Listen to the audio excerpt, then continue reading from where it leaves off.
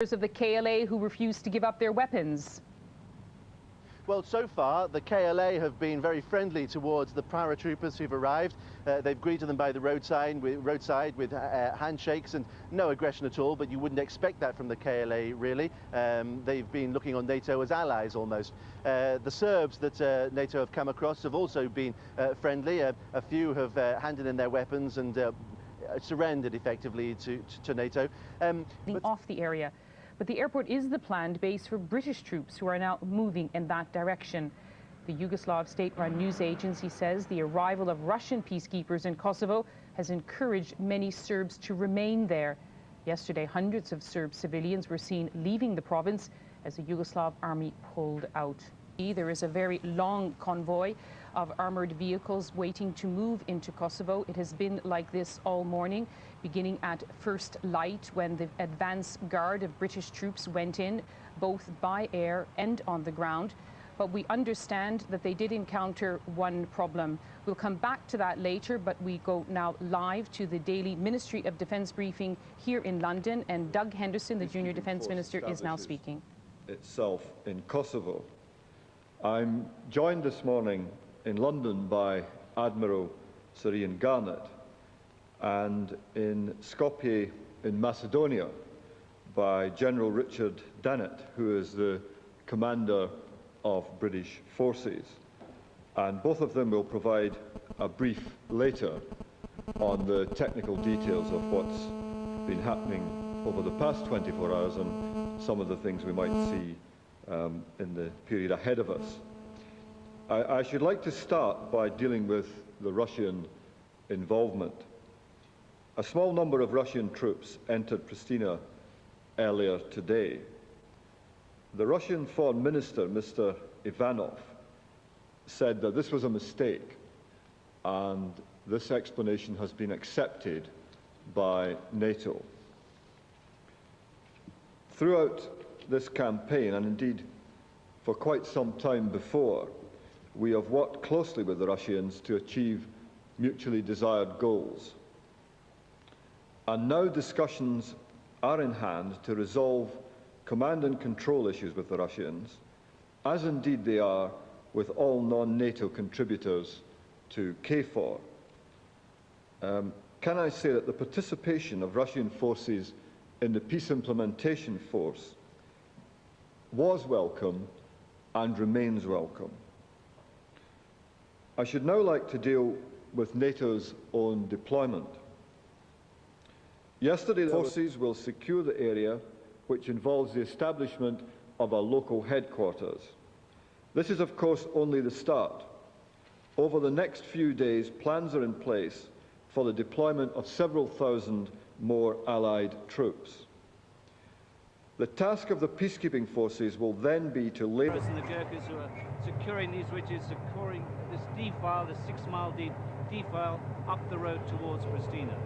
They're going to meet a lot more obstacles. They've had a lot of problems with booby traps and mines in these tunnels. There are 3 tunnels they've got to get through essentially, and 8 bridges. That's when they'll have secured the defile. Through this mountain gorge and coming down towards the plains, and then there's a clear road through Pristina. So as soon as they've reached that point, we'll let you know and we'll be there. David Chater, for the moment, thank you very much indeed. Back with you more live as those reports come in. After all the delays, the changes of plan, the diplomatic and political wrangling, Operation Agricola reverted to Plan A. And at H-hour, 04:30 local time, the first helicopters carrying paratroopers and combat engineers and light vehicles leapfrogged the waiting armour to secure the hilltops and ridges above the road inside Kosovo. 2 hours had been allocated for that job. It took less, and the Household Cavalry Reconnaissance Unit was ordered to move up towards the border, en route passing a refugee camp, where Albanians who had fled from Kosovo cheered the tanks and armoured vehicles on their way. Travelling with the reconnaissance unit are Albanian translators, themselves refugees, to communicate with any Albanian irregulars along the road to Pristina. And that is the destination, which is why, given the news from there, that Russian-speaking soldiers have been added to the convoy. Once over the border, it quickly ran into its first problem. Suspected mines inside a tunnel, which halted not only the reconnaissance squadron, but the whole ground force.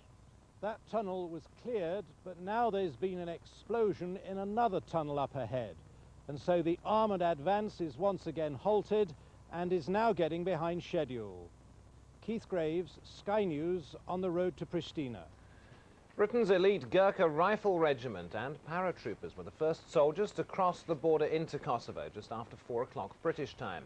Their role is to secure the heights along the road leading from the Macedonian border to the capital, Pristina.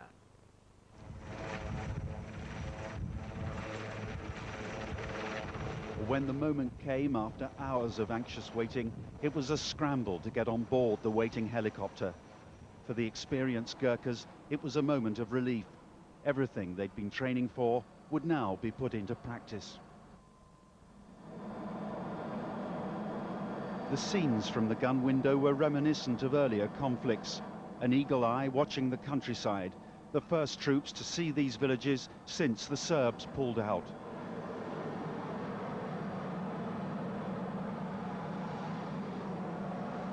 Then a step into the unknown, what had until very recently been enemy territory.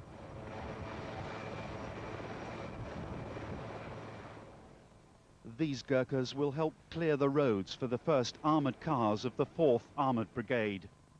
What followed was nerve-wracking. Right, just stay where you are. Vehicle coming. Mines could litter these roads, the route to Pristina. There's only one way to check for landmines. Lives are clearly at risk here. The route is now proven from here all the way up to a white baseline that's on the floor, so you are safe. So you can walk normally, but please do not cross the white line. Inch by inch, foot by foot, the NATO forces are on their way to the Kosovo capital. And all the time there's the risk of fighting with renegade forces. One of the biggest risks for these paratroopers, engineers and Gurkhas is tiredness. It's exhausting work in the heat. And there are 8 tunnels between the border and Pristina, all of them potentially booby-trapped. This tunnel was to go bang and it was to collapse, then it will require a substantial engineering effort to put it right and to get going. So at this stage it would be foolhardy for me to speculate exactly when we're going to push armour forward. Eventually the tunnel's declared safe, but the road to Pristina is packed with incident. A first meeting with the KLA and the Gurkhas insist they're disarmed. We did this together with NATO. NATO was our partner. It's a poignant moment, but most seem too preoccupied to talk. Tim Friend, Sky News. As the troops pushed into Kosovo, they found a group of about 30 Serb paramilitaries. They offered no resistance and were disarmed. Sky's David Chater is travelling with the British troops. He witnessed the incident. The British column was stalled at the first tunnel on the road to Pristina as ordnance experts and combat engineers struggled to clear the area of mines and booby traps on the outskirts of the town of Qershor. And at the tunnel entrance, the first tense standoff between a detachment of Gurkhas and the commandant of a Serbian military uniformed police unit. Before he can proceed, he must hand over all his weapons, then he can go ahead. Under the rifles of the troops, the British officer patiently and firmly persuaded him to surrender his submachine gun. Despite his protestations, he needed it to be armed against KLA irregulars operating in the area. And then, one by one, they did the same to all of his men. The rules of engagement here are individuals who give themselves up are not to be harmed, and they are to be disarmed. The villages inside Kosovo on the road to Pristina are deserted. There are no signs of any Serbian civilians. David Chater, Sky News, Kosovo. Cured this morning by the Gurkhas. Life on the other side, or rather, the lack of it. This is the small Albanian village of General Jankovic, our first sight of Kosovo. It used to be a busy border community. Today, the only movement was a small detachment of Gurkhas who secured the village at first light. Down every lane, evidence of the Serb onslaught. fragments of shattered lives. Homes and shops ransacked. Bloodstains on the pavements. All the telltale signs that suggest that something bad and brutal happened here. Most noticeable, the eerie emptiness of this place. The Serbs have gone, but so too have all signs of civilian life. Walking around this village, you can see the chaos of a hasty departure by the Albanians who once lived here. We found a discarded identity document for Ahmed Zevdet, an Albanian. It was clearly taken off him by the Yugoslavs as he left his home village. Also next to that, photographs, family photographs. Nobody knows whether these women are alive or dead, whether they did make it through to the refugee camps in Macedonia. All signs of the lives that the Kosovars left behind. Waiting for the Gurkhas, soldiers of the Kosovo Liberation Army, who'd just come down from the hills to greet them as the Serbs retreated. NATO has orders to disarm them at the first sign of trouble. Booby traps like this tripwired transistor radio in a shop window are among the other hazards as K4 advances, and it could prove a hard road ahead as the peacekeepers attempt to breathe life back into this war-damaged wasteland. Jeremy Thompson, Sky News, inside Kosovo. Well, since finding that report, Jeremy and his camera team have made some little progress, I think. Jeremy, how are you doing? Martin, I have to say it's pretty slow progress. As you can see, looking back up the road, I mean, it's backed up all the way with military hardware, many British tanks and armour, and also engineering equipment up ahead, as you've been hearing from my colleagues. The problem is these tunnels and bridges that go up through this gorge. We're right in the middle of the Qershor gorge now, and there have been mines there, but also, even though the bridges don't appear to be mined, not all of them, they simply can't take, well, they barely take the load of the tanks coming across the Challengers and so on, the bridge building equipment. So they're having to roll them across one at a time, and that's one of the problems that's holding them up.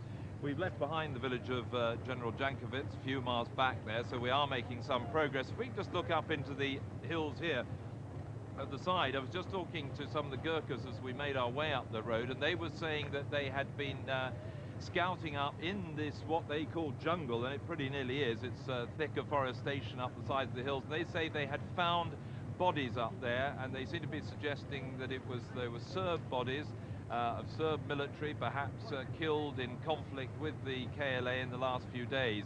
And they were saying they felt it was still pretty dangerous up here, not only because of the munitions and potential mines and booby traps, but because they felt there were still some Serb irregulars around. You may have seen David Chater's report a short time ago, in which the Gurkhas were seen disarming the members of the Yugoslav-Serbian military police, the MUP, and they think that there could be many more incidents like that. And of course, a short time ago, I was telling you that back in the village down there was a little bit of a confrontation between the Gurkhas and the KLA. A unit of the KLA had come down from the hills once the Serbs had left, and they, the last time we left them, still had refused to lay down their weapons, and the Paras and the Gurkhas were making it pretty clear that the rules of engagement said that the KLA, like the Serbs, must lay down their weapons. So that'll have to be worked out in the next few minutes. Jeremy, the military personnel behind you looking reasonably relaxed given the circumstances. Is there the confidence that risk has been minimised? Yes, I think the risks have been minimised, but I think you know, there's still a lot of tension along here from the soldiers. They're making it pretty clear that there are considerable risks and hazards ahead. They have by no means cleared the road all the way out to Pristina. There's still a lot of work to be done.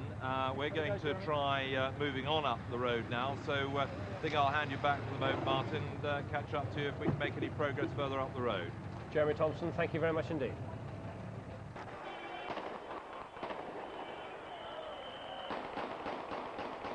The Serbian half of Pristina was overjoyed. They see the Russians as an army of liberation to prevent NATO occupation. They threw roses, gave brandy, and fired into the air to celebrate.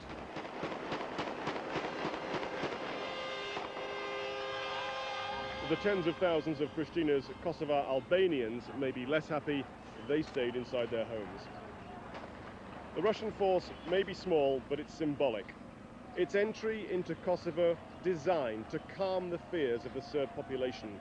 Having paraded through town, the message will get out to all of Kosovo's Serbs: you're safe, you don't need to leave when the Albanian refugees come home. Belgrade and Moscow may be acting in concert on this one. With the Russians having achieved that, they can concentrate on cooperating with the advancing NATO forces and work out which sector to work in and how. This morning we went towards the airport, but were stopped at a Yugoslav army checkpoint. Behind that was a Russian APC. They're still here and staying. The idea that they came here without orders is barely credible. The Americans messed things up for the British and the Russians took advantage, and it does matter, both for the way the Kosovan force will be implemented and for Russia's place in the world. Tim Marshall, Sky News, Pristina. Refugees looked on, the Hercules crashed and exploded into flames just a few hundred yards from a camp where thousands were bedded down for the night. I was in the tent and I heard the airplane, and we get down. We opened the tent and saw that the plane was in the land.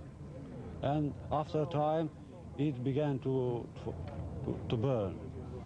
Despite the intensity of the blaze, there was only one serious injury. Well, the camp manager of the camp, luckily for us, reacted quite well. As soon as it happened, he called us so that we could give them assistance and come immediately with the ambulances. And they took already care of evacuating the refugees from the first lines. And about 400, 500 refugees have been asked to go out of their tents and to move backwards, because we didn't know about the explosion danger or other danger. Those hurt in the crash were airlifted to hospital as NATO planes circled above the site, dropping flares to guide the helicopter pilot in. It's believed the crew on board the Hercules were British and American special forces. Although this aircraft missed a refugee camp by a matter of a few hundred meters, I understand it was not bringing aid to the refugees. It was part of the military convoy heading for Kosovo. Ross Appleyard, Sky News, Albania.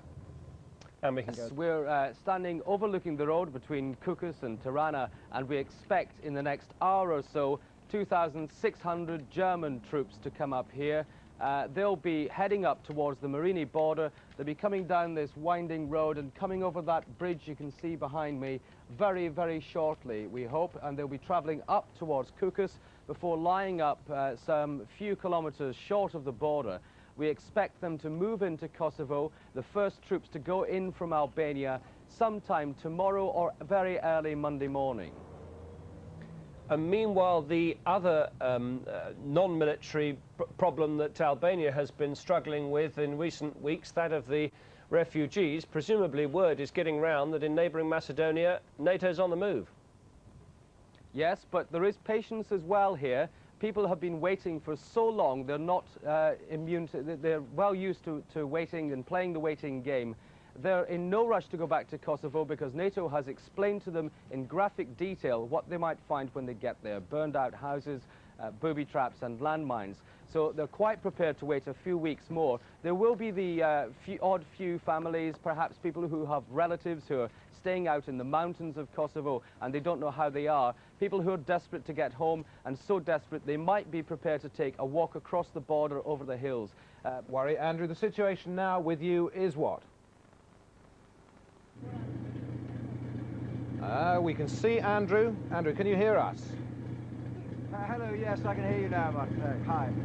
All right, heavy armour on the move, mine's a problem. What's the situation with you now? Right, well, right next to me you can see a classic example of the situation we're involved in. The armoured division moving up, piece by piece, up this long road, all the way to Pristina. It's been a long convoy, and perhaps, given that the start was so successfully speedy, it's surprising perhaps it's taken so long, but there have been a great many interruptions on the way. The first tunnel the column encountered was found to be booby-trapped. The engineers had to come in. It was found by the Gurkhas, and the engineers came in and cleared that. They moved to the next tunnel, and same again, they found another device which had to be sorted out.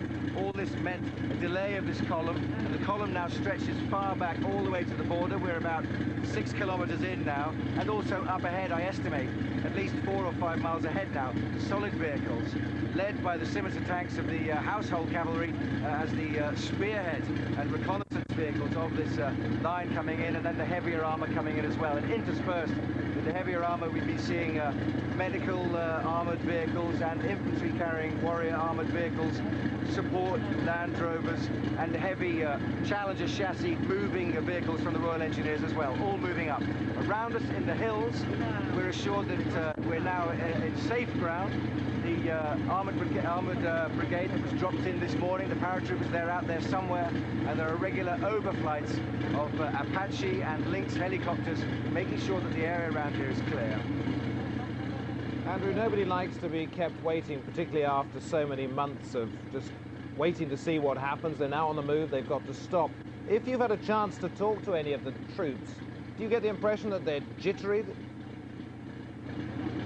No, I don't think jittery is an apt explanation. They're a strange mixture of the sort of tiredness you get from being on standby for so long and then finally being given the word to go. This morning's operation was filled with adrenaline and tension. Now the sun is out, it's extremely hot, and many of the soldiers, particularly those first in, like the Royal Gurkha Rifles, who you'll see around us here manning the roads, they've been out here all day and most of the early morning, and frankly some of them are getting tired, but it's their job and they're quite used to it. If you talk to them now, they're much more focused than they have been in the past few weeks and months. Now they've actually got a job to do. The mandate is clear. The rules of engagement have been printed out and handed to each soldier. They're much more focused and much less inclined to stop and chat to us and pass the time of day in the ways they have been in the past. This is for the soldiers now. This is no longer a PR operation. They're actually down to business. And what's on their mind is Pristina and what waits for them there and what challenges will await them after that's been made solid, and they have to fan out with the other countries from NATO into the rest of Kosovo. Andrew, I would imagine, is this the media convoy, or indeed what is it? It's a bit of a hodgepodge. I think you get a different answer from everyone you spoke to, but essentially, yes, this convoy has been made up of military vehicles and press vehicles that have been accredited to accompany them on this road to Pristina. Now, it's been hard to find vehicles in Macedonia. A lot of the press and a lot of the accompanying liaison officers from the military organizations here have had to hire taxis, have had to borrow cars, have had to recruit drivers with their own cars. Many of these cars here, you'll see, will, if you can see, have got SK plates. They're registered in Skopje. They're Macedonian cars. Very few of the refugees themselves have their own transport. The main transportation for the refugees when they came in that managed successfully to cross the border were, as Ross Appleyard was telling you from Albania earlier as well, tractors. Those are the only real refugee transportation that is around at the moment. Most of them had to surrender their cars.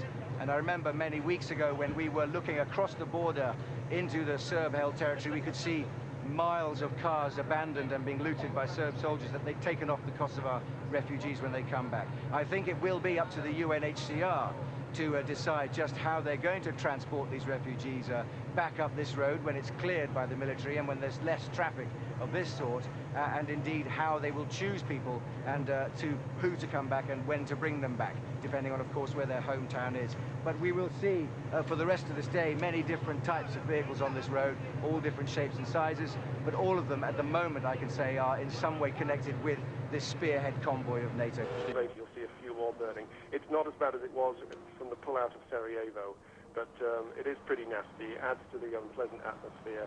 But I've been reporting all day. What was a trickle of Serbs leaving has turned into a stream. It is not yet a flood, and if they can secure everything, get a sense of calm, then the Serb civilians perhaps don't need to leave. But it's the ones from the south, from Jakovica, which is empty of Serbs now. Prizren, we're seeing a lot of cars with Prizren number plates. Stay rather than just a teeth arms moving in, and so it does seem that so far from this end, all plans are going ahead. Walking past me now, you'll see one of the companies of the 1st Royal Gurkha Battalion. They've now done their job. They've escorted the majority of the spearhead in, and now they're returning to company headquarters. They are going to leave enough men to man the checkpoints, variously on the way, but at the same time keep a much lower profile now. They've done the bulk of their work, which was to come in with the paratroops and make the road safe for the initial advance. These Gurkhas here now, going back, they've been the people we've been speaking to. They've been the soldiers who have been preventing us from going off the main road, from going into the verges. There's undergrowth on either side, and at various times it's been long and hard people have decided to break away and move into the villages. They've stopped them going in. Now, interestingly, coming past us now, the first American Humvees, 9 Humvees brought up from Blace, the first American troops to come into the road to head towards Pristina. Of course, you'll remember yesterday there was much talk about perhaps some misunderstanding about who should go first, which led to a number of speculation about the timing of the operation, that General Mike Jackson might be under some pressure to wait for the Americans to arrive. Well, in the event he didn't. They've moved up there at Pristina now, and these are the first American troops now to come into Kosovo. The French, we understand, have already also started making preparations and are moving in as well. And we understand that the German army have now moved from their barracks in Tetovo, in the west of Macedonia, towards Albania, across the border there, and then they're intending to come in later today from the west side, perhaps through Kukes Pass and into Kosovo from that side. So whatever delays are happening in Pristina at the moment, I'm sure the NATO High Command are doing their utmost to sort them out, but it does seem as if this original plan for 10 days to be in and fanned out and 5 sectors mapped out is going ahead. Andrew, New peace plan, and we're having some difficulty persuading them to give up their arms. And this is indeed hostile territory, and that's why the first move by the battle group to come in were Chinook helicopters at 2:30 onwards this morning, dropping platoons and even sections, a 7-man strength, into the hills around us, lining the road all the way to Pristina Airport, of paratroops from the 1st Para Regiment. And they are, we believe, still in the hills, setting up observation posts. Troops are seeing as they approach the Kosovan capital. Earlier, roads leading into Kosovo were blocked by the military convoy. The Macedonian border town of Blace saw lengthy traffic jams, but then they were on their way. There were hold-ups, mines left by departing Serb soldiers. A few weeks, they wanted to be sure, they wanted to hear from NATO that it would be safe for them to go back. And also refugee or aid workers who are in the camps with the refugees have been warning them in the last few days about the risks of